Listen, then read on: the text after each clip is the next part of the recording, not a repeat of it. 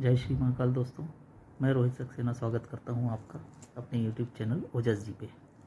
दोस्तों, आज हम बात करेंगे मंत्री, नेता, राजनेता बनने के लिए जो युवा उत्सुक रहते हैं और अपने अध्ययन के समय से ही छात्र राजनीति में प्रवेश कर लेते हैं। अक्सर देखा गया है दोस्तों कि 1000 में से कोई 1 या 2 व्यक्ति ऐसे होते हैं जो उच्च स्तर की राजनीति को पाते हैं या वहाँ प्रवेश कर पाते हैं। बाकी सब प्रदेश स्तर, जिला स्तर या ब्लॉक स्तर पे ही रह जाते हैं। ऐसा क्यों होता है? राजनीति में उतरने के बाद आप मेहनत तो पूरी करते हैं, जितने गुण राजनीति में नेताओं के समक्ष होना चाहिए, छात्रों के समक्ष होना चाहिए या जनता के सामने दिखाने वाले होने चाहिए, ये सारे गुण हम प्रदर्शित करते हैं। उसके बाद भी हम पीछे ही रह जाते हैं। आखिर ऐसा क्यों होता है? उसका ये कारण नहीं है कि राजनीति के चलते आपको मौका नहीं मिल पाया या किसी दूसरे ने आपकी टांग खींच के पीछे कर दिया, आप आगे नहीं बढ़ पाए। होता ये है दोस्तों कि हम मेहनत तो पूरी करते हैं, उसका हम 99% लेते भी हैं, लेकिन 1% आधुनिकता की दौड़ में, जिसे हम किस्मत कहते हैं, उसके तरफ हम बिल्कुल भी ध्यान नहीं देते। इसलिए लगातार प्रयास के बावजूद, लगातार मेहनत करने के बावजूद हम लाइन में सबसे पीछे नज़र आते हैं।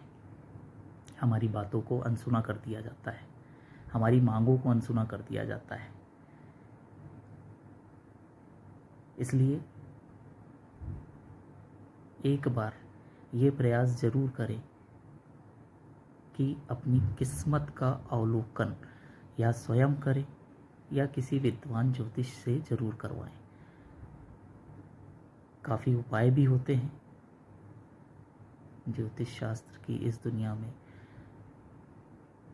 काफ़ी उपाय होते हैं जिन्हें करके आप अपने बुरे ग्रहों के प्रभाव से मुक्त हो सकते हैं और आपको राजनीति में सफलता मिल सकती है। तो कुछ संक्षिप्त जानकारियाँ जो नेताओं के लिए, नवयुवकों के लिए जो राजनीति में आ रहे हैं, उन्हें जान लेना आवश्यक है। दोस्तों, आप अपनी कुंडली के विश्लेषण पे गौर कीजिए। नेता बनने के लिए मुख्य रूप से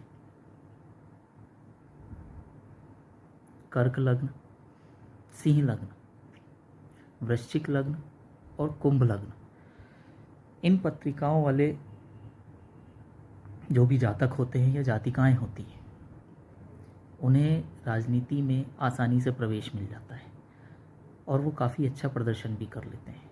परंतु ग्रहों की अनुकूलता ना होने के कारण या हमारे द्वारा किए गए कर्म जो हमारे ग्रहों को खराब कर देते हैं, उसके कारण हम आगे नहीं बढ़ पाते।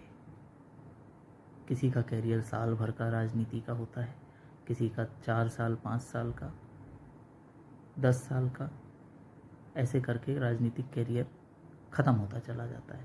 बहुत ही विरले लोग होते हैं जो इतना लंबा सफ़र तय कर पाते हैं। तो दोस्तों, इस लग्न की अगर आपकी कुंडली है तो आपको राजनीति में जाने के लिए पूरा सहयोग कुंडली के माध्यम से मिलता है, बशर्ते कुछ ग्रह ऐसे होते हैं राजनीति में दोस्तों, मुख्य रूप से राहु, जिन्हें हम बहुत खतरनाक मानते हैं, शनि, जिन्हें हम बहुत ज़्यादा खतरनाक मानते हैं, यह ग्रह मुख्य भूमिका निभाते हैं आपको राजनेता बनाने के लिए। इसलिए राहु की स्थिति दिखवाइए, शनि की स्थिति दिखवाइए, वो किस भाव में है, क्या फल दे रहा है, उसे कहाँ होना चाहिए, इसका अवलोकन करना बहुत ज़्यादा ज़रूरी है। अगर आप इन दोनों ग्रहों को छोड़ के चलेंगे तो राजनीति में आप कभी उतर ही नहीं पाएंगे, या उतर चुके हैं तो आगे नहीं आ पाएंगे। इसके बाद दोस्तों, 2 मुख्य ग्रह और होते हैं, सूर्य और मंगल, जिनके माध्यम से हम उच्च स्तरीय राजनीतिक पद पर आरूढ़ होते हैं। तो ये 4 ग्रह हो गए, राहु, शनि, सूर्य और मंगल, इनकी दशा और इनका स्थान देखकर अगर ये सही जगह पे नहीं है या सही फल नहीं दे रहे हैं तो किसी भी विद्वान ज्योतिष से आप पूछ सकते हैं कि इनके लिए क्या उपाय करना चाहिए। वो उपाय आप ज़रूर करें ताकि आपको सफलता मिल सके। मुख्य रूप से हमारी कुंडली के 5वां, 9वां, 10वां, 11वां ये घर महत्वपूर्ण होते हैं। यहाँ पे राहु की, मंगल की उपस्थिति हमें आगे बढ़ाती है। अगर इन्हीं जगहों पे बुध का समावेश हो जाता है दोस्तों, तो राजनीति के क्षेत्र में वो व्यक्ति प्रवक्ता के रूप में प्रतिष्ठित हो जाता है। ग्रहों का कुछ खेल ऐसा ही होता है, तो इसे आप ज़रूर चेक करें। सांसद जो होते हैं या राज्य मंत्री पद का जो दर्जा पाते हैं, उनकी कुंडली में मुख्य रूप से चौथा घर, छठवां घर, 10वां और 11वां घर ये मुख्य भूमिका निभाते हैं। ग्रह तो यही रहते हैं दोस्तों, राहु, शनि, सूर्य, मंगल, लेकिन चौथा, छठवां, 10वां, 11वां ये घर मुख्य भूमिका निभाते हैं। अच्छे राजनेता की कुंडली के जो घर होते हैं उसमें मुख्य भूमिका जो निभाते हैं वो 5वां, 6वां, 9वां, 10वां और 11वां ये घर निभाते हैं। तो आप भी अपनी कुंडली देखें, कुंडली में ग्रहों की स्थिति देखें, कौन सा ग्रह अच्छा प्रभाव दे रहा है उस पर विचार करें। जो ग्रह अच्छा प्रभाव नहीं दे रहा है उसके लिए क्या सॉल्यूशन होना चाहिए, क्या उपाय होना चाहिए, कौन सा ज्योतिषी मार्गदर्शन हो जिससे उस ग्रह की अनुकूलता आपको प्राप्त हो और आप समय को ना बर्बाद करते हुए आगे बढ़ सकें। इसके साथ ही जो अच्छे स्तर पे राजनीति में बैठे हुए हैं उनसे मैं यही कहना चाहूँगा कि अपनी यथास्थिति को बनाए रखने और उस स्थिति से हमेशा ऊपर की स्थिति को प्राप्त करने के लिए अगर वो प्रयासरत हैं तो उन्हें वर्ष में एक बार सप्तचंडी अनुष्ठान अवश्य कराना चाहिए और साथ ही सिद्ध कुंजी का स्त्रोत मंत्र होता है उसका जाप अपने नाम से अवश्य कराएं। अगर आप स्वयं कर सकते हैं दोस्तों तो थोड़ी सी मेहनत स्वयं कीजिए। देवी माँ का मंत्र होता है, नहा धो के पूजन करने के बाद 108 बार देवी के बताया जा रहा है मंत्र को आप जरूर पढ़ें।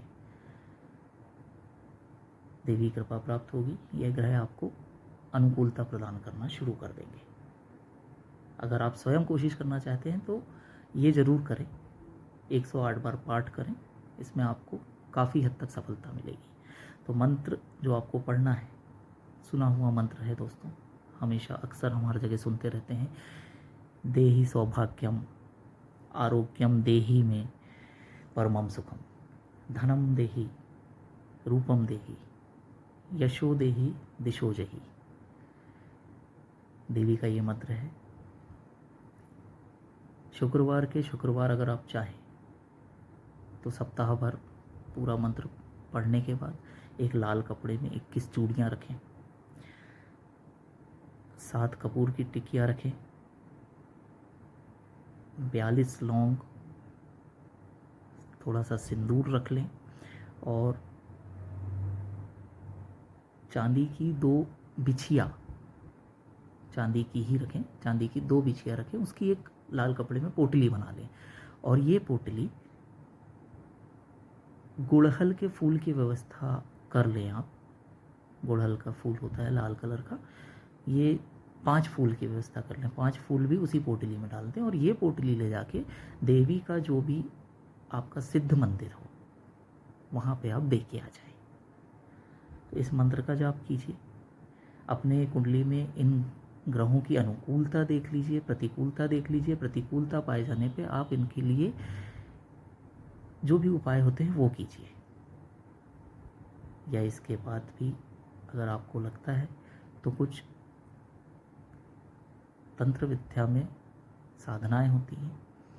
किसी योग्य व्यक्ति से मिलकर आप इसकी जानकारी लीजिए और अपने नाम से इन्हें करवाइए, तब आपको 100% सफलता भी मिलेगी और आपके किए जा रहे प्रयास पूर्णतः सफल भी होंगे। तो आज की वीडियो में सिर्फ इतना ही दोस्तों। वीडियो अगर पसंद आता है तो लाइक, सब्सक्राइब और शेयर करिए। जय श्री राम।